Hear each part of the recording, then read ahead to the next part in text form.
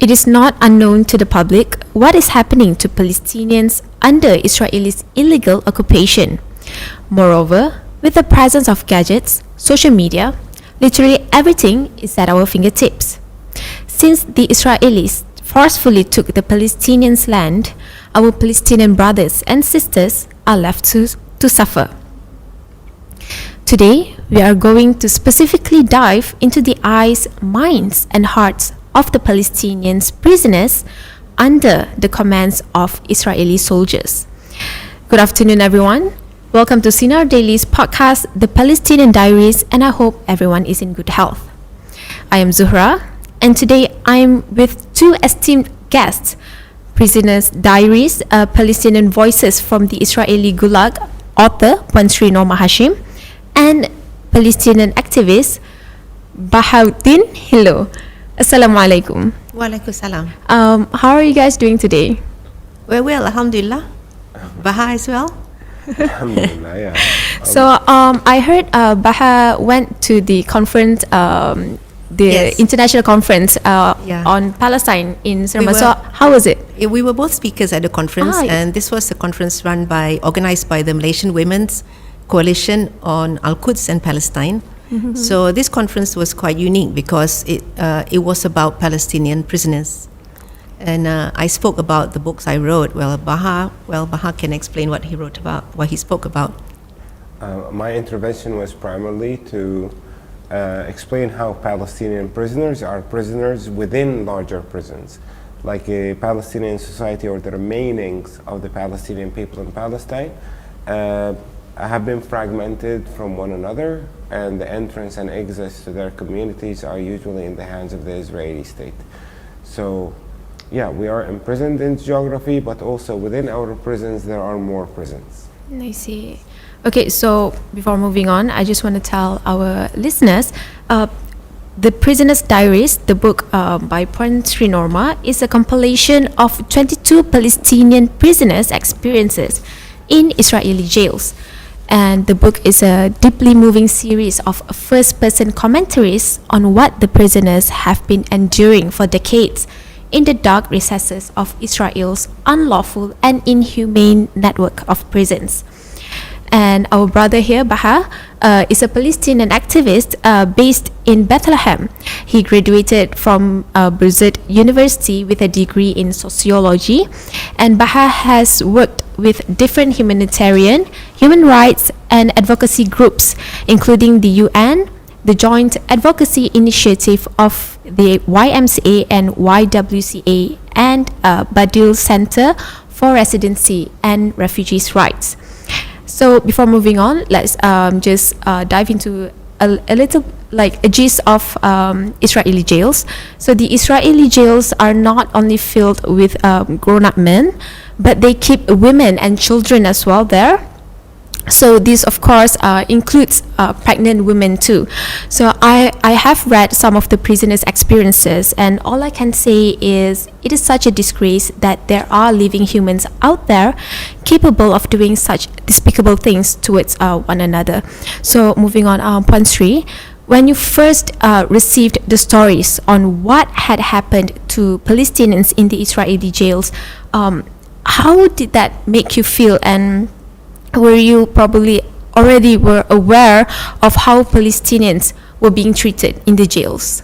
Well, when I started doing the books, that was 10 years ago.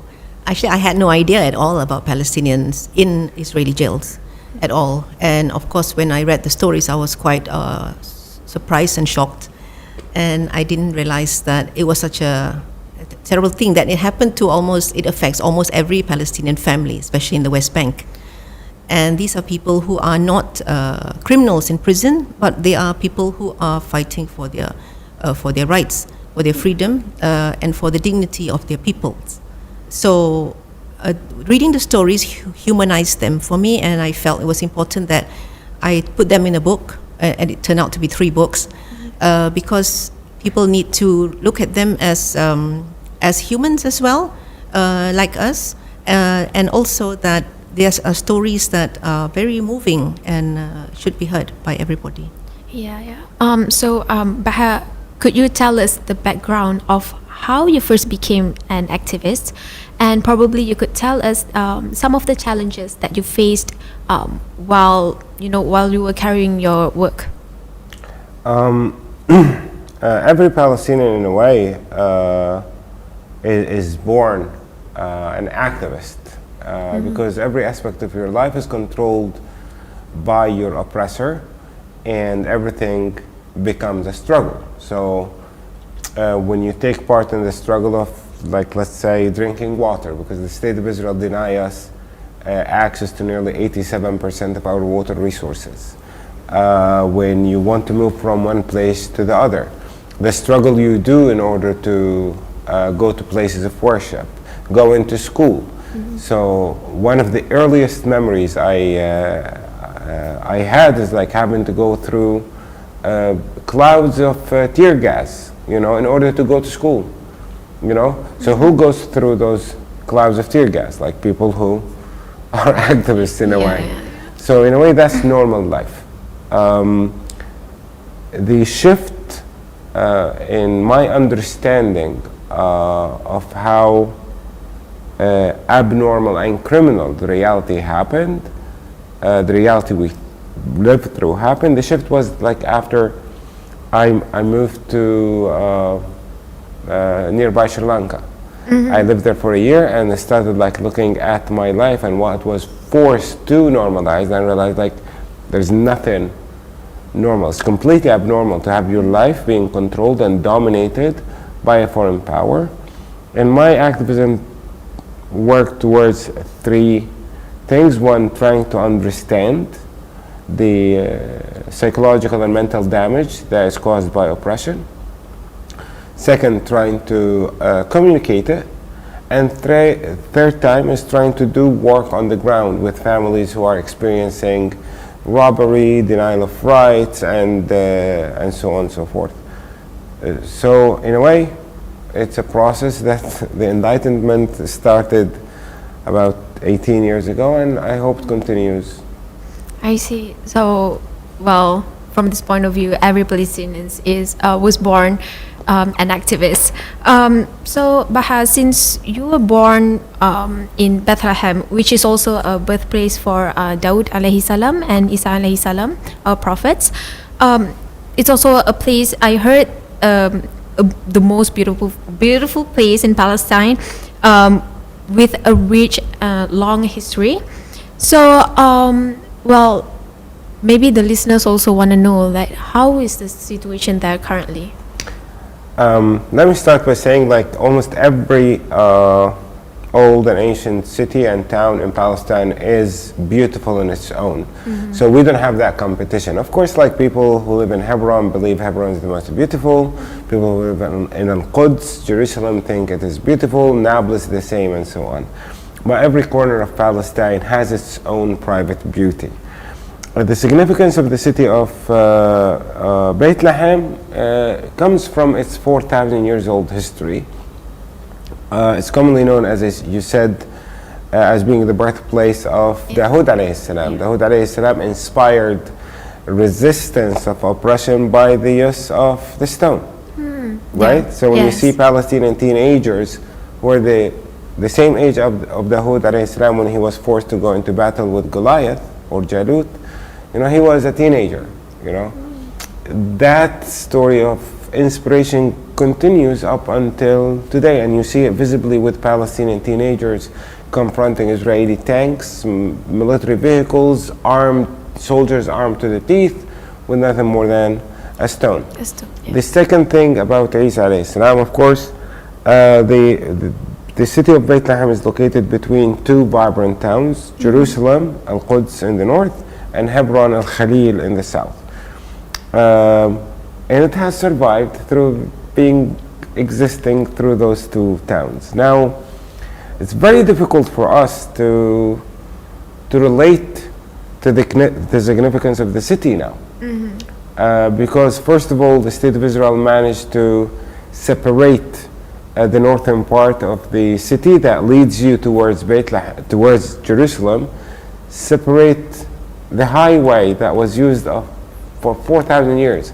That highway or roads completely separating Bethlehem from the northern extension on Quds, and also there is a gate in the south that separates Bethlehem from Hebron. To add to that, like Bethlehem is filled with Palestinian survivors of the ethnic cleansing, refugees. The town of Bethlehem is a small town, but had to provide, shelter and safety for Palestinian refugees who were expelled from 64 communities. Many of those communities were larger than the city of Bethlehem back in 1946, 47, and 48 in terms of population. But once again, being able to look after strangers and look after refugees is not something new to Bethlehem. Isa alayhi salam was born there. He was looked after by the residents of Bethlehem 2,000 years ago. So there are so many beautiful aspects that we celebrate in Bethlehem day to day, but so much of that beauty is overshadowed by Israeli criminal behavior. So, like, how does it feel to have to live under the military occupation? And and maybe it would be great if you can get some insights on the military checkpoints that you said that they closed up the roads, which give restrictions to people from moving here and there, or maybe like from visiting their families and so on. Okay, when you say living under Israeli military occupation, you're talking about living under bureaucracy and military system. Israeli military rule is made of 1,665 military orders. If you break any of them, then you are subject to arrest, later on sent to a military court, sentenced, and locked up in jail. Those 1,665 rules, let's say, cover almost every aspect of your life. Even a gathering that a soldier deems to be political, people could be arrested for doing it. Right now we have 6 human rights organizations that are doomed to be like terrorist organizations by the Israeli army. Why? Because the Israeli army considers their documentation of Israeli criminal behavior to be political, right? Defense for Children International is one of them. You have an organization that defends or provides legal assistance to Palestinian minors who are locked up in Israeli jails between 14 and 18 years old. The organization that provides them with legal aid is doomed to be a terrorist organization, while the terrorists that lock Palestinian children up, kidnap them away from their families, are considered to be, law enforcement. How to live in this? I think we share the same quality as human beings all over the planet, which is survival. You survive whatever conditions imposed upon you. And Israeli criminal behavior is imposed upon us, and we have no other choice but to survive it. Many of us survive it by, denying its existence, thinking it's normal. Many people survive it by being told that it's the only thing we can do. Many people survive it by rejecting it. But survival is the name of the game. But it's like you are surviving something that is completely unfair, something completely criminal, and you just live to survive another day of criminal behavior. Your basic freedoms are kind of denied. And the basics for denying your freedom is rooted in birth. Like if you're born to a Palestinian family, you know that all your rights that you take for granted here in Malaysia are granted. Like when you want to move from one place to the other, the only concern, like you want to move between 2 cities, the only concern will be traffic, and time. Yes. In Palestine, like the main concerns will be, are you allowed to go there? Like in Bethlehem, we live 15 to 20 minutes away from the holiest places for Palestinian Muslims and for Palestinian Christians. The holiest places are in Al-Quds. We live 20 minutes away from those places. We're denied access to them. It's not a matter of traffic, it's not a matter of distance, it's a matter of That you are born to a Palestinian family, therefore you are not allowed. I see. Yeah. Yeah, so basically, like what I can see is that our Palestinian brothers and sisters are being denied from their basic human rights, basically. So this From is the day you are born. yeah, from the day they were born. So this is basically a form of crime in humanity. We can say that.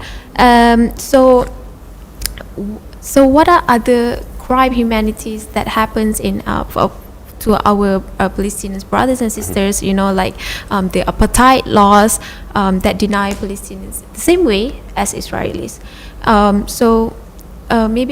Maybe you can tell us, like, what do you think started this and how did it happen?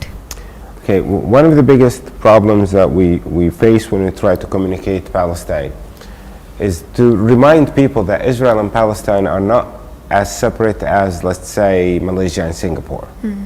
No, or Malaysia and Thailand. Israel and Palestine are two different names for the same geography. You show the map of Palestine to an Israeli racist, he will tell you this is the map of Israel. You show the map of Israel to a Palestinian, he will tell you it's the map of Palestine. The entire geography of Palestine is controlled completely by the Israeli government. If you are born to a Jewish family, the Israeli government grants and protects your rights. If you are born to a Palestinian family, you are subject to one of the many different Israeli legal systems, because the State of Israel created a complicated reality that prevents people, regular people, from understanding the criminal behavior of the state. Like if you are born to a Palestinian family, you are oppressed. If you are born to a Jewish family, your rights are granted and protected. Even Netanyahu actually said publicly that Israel is the state for the Jewish people only. Yeah. And it's By not law. a state for all the citizens. Yeah. So that's apartheid. And now when we're talking about crimes against humanity, there are 3 crimes against humanity international community agrees on. The crime of genocide. There are elements of that crime being carried out by the State of Israel. The crime of forced population transfer, ethnic cleansing. 66.7% of the Palestinian people are subject and fell victims of that crime. And the third crime against humanity is the crime of apartheid. The crime of apartheid is defined as a crime that takes place when the system in control creates a system of domination of one group of people over the other for the reason of race, ethnicity, language, and language and faith, then that regime is committing the crime of apartheid, and that regime should be sanctioned. The State of Israel has 4 different separate systems that are imposed upon Palestinians, where Palestinians are dominated, because of being born. From the day you are born until the day you die, you are dominated by the State of Israel. Now, many people say Israel is not an apartheid regime. It's true, because they don't operate one apartheid regime. The apartheid regime imposed on Palestinians surviving in the city of Nazareth, for example, is very different than the apartheid regime imposed on Palestinians surviving in Jerusalem. These two are very different than the military rule or the apartheid rule that is imposed on Palestinians in the occupied West Bank. Those 3 are different than what's imposed on us in Gaza. So Israel operates and maintains 4 systems of apartheid because the State of Israel was established on those pillars. The criminals that founded the State of Israel, nearly 70,000 militants who carried out atrocities to expel the Palestinian people, wanted a state for Jews in Palestine. The only way to create a state for Jewish people in Palestine is to commit the crime of apartheid. So the State of Israel have been founded on apartheid crimes, and today what they are doing is maintaining those apartheid regimes. It doesn't matter if you recognize their apartheid or not. Yeah. It's like Earth is round. It doesn't matter if you believe Earth is flat or not. Your recognition is a reference to your ability to see. True. That's very true. So, Point 3, well, we know that the book Prisoner's Diaries was a compilation from a journalist. But have you ever maybe spoken to any of these prisoners personally as they tell their stories? And if you have, maybe you can share with us, with the listeners, one of the most heartbreaking stories by the prisoners that you find unforgettable. I mean, I'm pretty sure like all of the stories are very sad and heartbreaking. But if possible, maybe you can share like one. I have met actually one of the prisoners has traveled to Malaysia before, Muhammad Al-Drawi in my book. So I've met him. But actually, almost every Palestinian I've met here in Malaysia knows a prisoner, has been in prison. I can't really name names, but of course there are former prisoners here in Malaysia. Whereas the ones in my book, of course, many of them, it's not easy for them to travel. Once you've actually been put in prison, it's actually difficult to travel outside of Palestine, Israel, because they will not allow you to leave. But I have met several Palestinians here who have been in prison and who have relatives or brothers currently in prison. Yes. So it is actually, I think, Palestine is like an mass incarceration anyway. Probably about 40% of men in the West Bank have been in prison today. In terms of the stories, so many of stories are really, really sad. I think as a wife, as a mother, as a woman, the one that hits me, of course, are all the stories that women wrote about how they are put away from their children. I think there's one by Kahira Al-Saadi, the one actually I think Sinar actually had put on the website, where when she was in prison for that time, for the first year, she did not know what happened to the children. At all, she didn't know where they were. So after 1 year, she was told that her two sons, she has 2 sons and 2 daughters, the 2 sons would be able to visit her. And then when she saw them, I think I can actually read a bit of it. I marked it. She said here, "A year later, when I was told that my 2 children would be coming to visit me, the news made my spirit fly high into the sky," and that's how happy she was. And then the part where she says when her children finally, when she met them, she said, "When I looked at my 2 innocent children full of questions behind a dirty iron-barred window, I wiped the glass with my clothes." Because, when prisoners meet their families, they are behind a glass and behind iron bars, so you cannot touch them. So this lady is looking at her 2 sons she has not seen for a year. And she couldn't see them, but they looked different to her. And she thought it was something to do with because, and she wiped the glass with her clothes. And she realized that they were looking older, of course, but they were looking so neglected. And she said here that they were my children, Muhammad and Rifat. They were older and they were crying. I asked them to be calm, not to make my tears fall. She said, my words increased their river of tears. They cried even more. And she said, "Oh my God, what had happened to them? Why did they look as if they didn't have a house to live in?" And so it turned out that they were put in an orphanage after she was put in prison. And they didn't know where her 2 daughters were. They had separated the 2 boys from the 2 girls. And she said that at the end, she said, when they left, she said that she felt like a slaughtered sheep. After seeing them, she felt even worse than before, because she had seen them and now she knew that they were in an orphanage and she didn't know where her daughters were.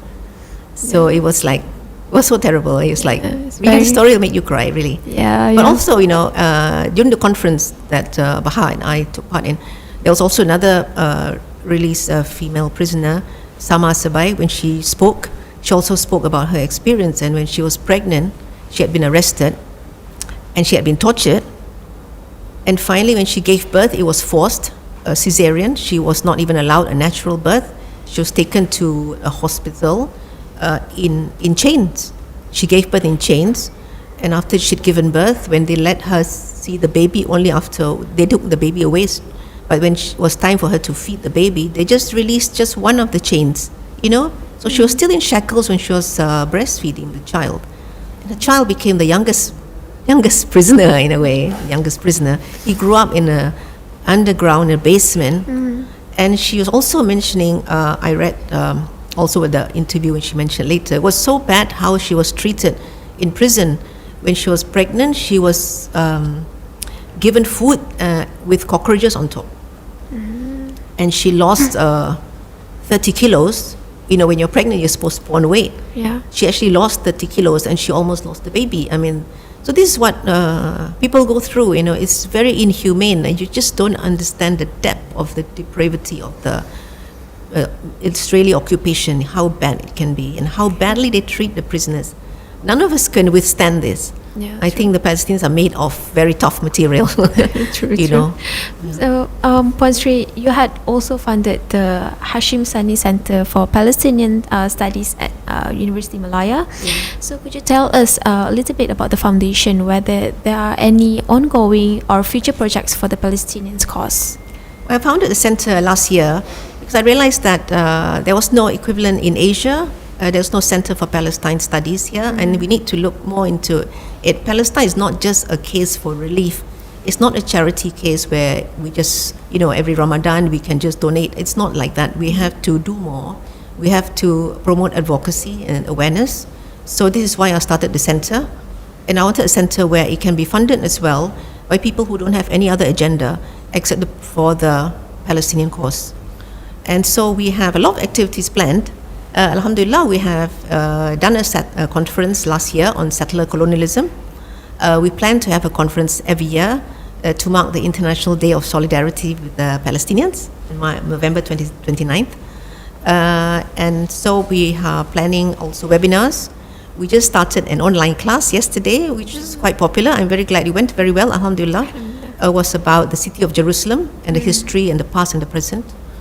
People from all over the world went online to attend our class, and we have 4 more classes. If anyone's interested, just get on our Facebook, our Instagram, Hashim Sani Center for Palestine Studies. Okay, that's Hashim Hani Center. Yes. On Facebook. So Baha, in 2013, you started focusing on education on Palestine through an initiative called the To Be There.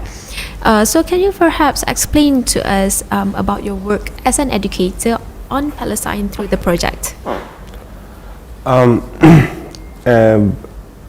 To Be There came out of the fact that Palestine is very present in media, and the stories, the views that you read about Palestine are not compatible with the reality, because it's not only imprisonment, it's not only restriction of movement, it's not only home demolition, it's not only like all the criminal behavior that you hear about in media about Palestine,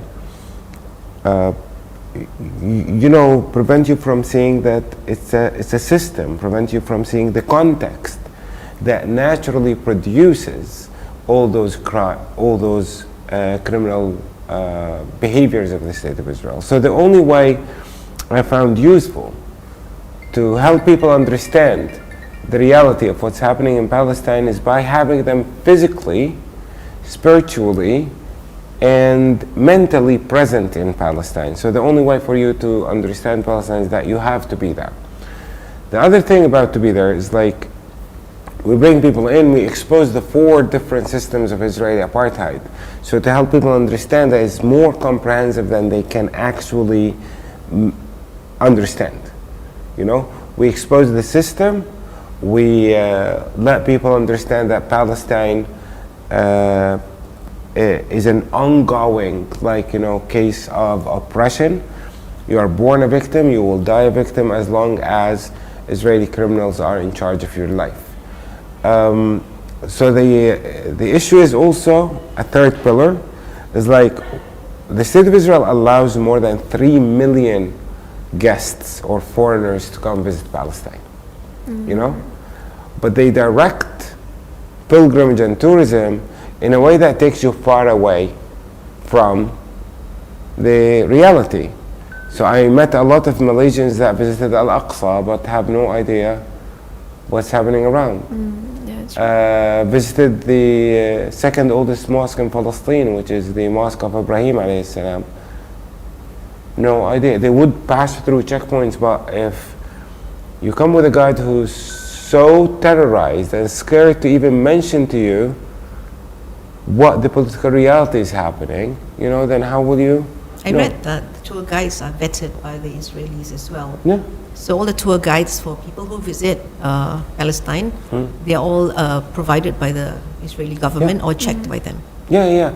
Because remember, it's also like something about protecting the Zionist narrative, So in a way, to be there, we do a lot of different activities. We invite delegations to come primarily from the West and westernized societies. Now, I understand in Malaysia that there are two schools here, or two opinions. One that says you should not go because by going you support the Israeli oppressor, or you should go because that way you understand better. I understand this. But in the end of the day, you are the only person who can check what your motivation is. If you are coming to Palestine to support the slaughtering of the Palestinian people, or despite of the slaughtering of the Palestinian people, then please stay at home. But if you want to come to Palestine to witness the reality that we are forced to survive, then you are more than welcome. So being denied on basic human rights, to experience, crime in humanity firsthand, I hope that our listeners did gain some new insights from the discussion earlier. Thank you so much, Puan Sri Norma Hashim and Baha Hilo, for the insights and sharing. For our listeners out there, do not forget to follow Sinar Daily on all social media platforms and download the Sinar Daily app, available now on App Store, Google Play Store, and Huawei App Gallery. This is all from me. I am Zuhra, and we hope to see you in another episode of Palestinian Diaries. Goodbye and stay safe. Assalamu alaikum.